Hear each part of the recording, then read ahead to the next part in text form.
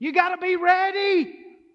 Oh, my soul, you got to be ready. We're talking about eternity here. We're not talking about the temporary. We're not talking about religion. We're not talking about denominations. We're talking about life and death eternally. Look at this word. Somebody say ready.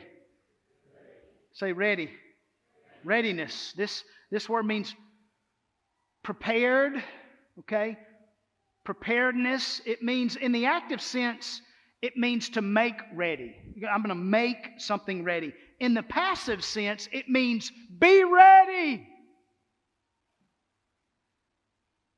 This is the same word. I was having a conversation with one of our church members this week, and I'm going to borrow some of that conversation and share it with you today.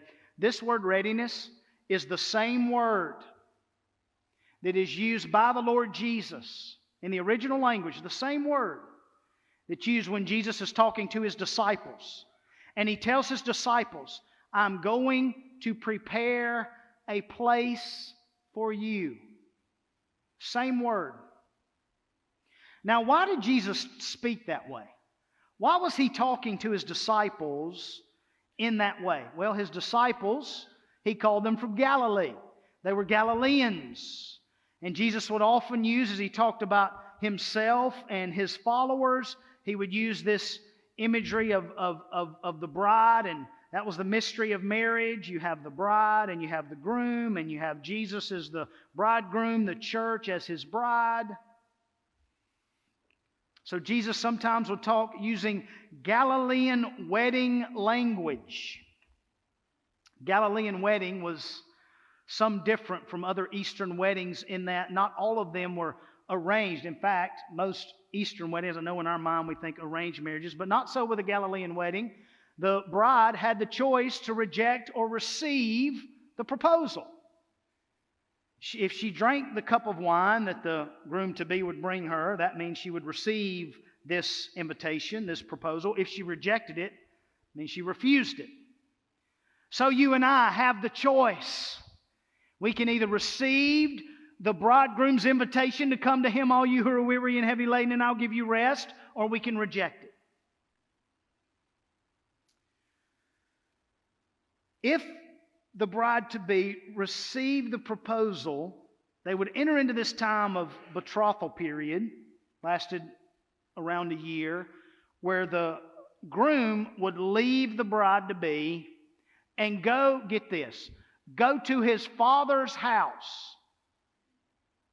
And he would go to his father's house to prepare a room on his father's house for him and his bride. This is why Jesus told His disciples, in my Father's house are many rooms. I go there to prepare a place for you. Because being Galileans, they would have understood the Galilean wedding imagery here. And as the groom would go prepare the place for him and his bride, the bride would also get ready. She's working on her dress and all the preparations, and she's getting ready because she doesn't know when the groom's coming to get her. So she's going to make sure she's ready when he comes to get her. And here's the kicker. In the Galilean betrothal, the groom had no idea when he was going to go get his bride.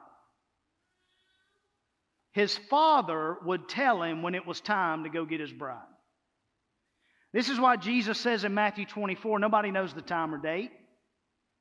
Not even the Son, but only the Father knows the time or day. And the Father, one day, God the Father is going to tell God the Son, go get your bride. And Jesus is going to split the sky. And the trumpet's going to blast. You know how that groom in the Galilean way, do you know how he would announce to the village that it was time for the marriage banquet? He'd blow the trumpet. And they would hear, and sometimes it would be at midnight, an odd time, and they would hear that, and they would come. And if they didn't get there in time and the doors shut, they didn't get in. You got to be ready. Oh, my soul, you got to be ready. We're talking about eternity here. We're not talking about the temporary. We're not talking about religion. We're not talking about denominations. We're talking about life and death eternally. Heaven or hell eternally. And so these gospel shoes of peace, when you put them on, you have peace with God. You have the peace of God. You can be stable and mobile, and you can go and make sure your family is aware that Jesus the Christ is coming for His church, His bride. Are you ready?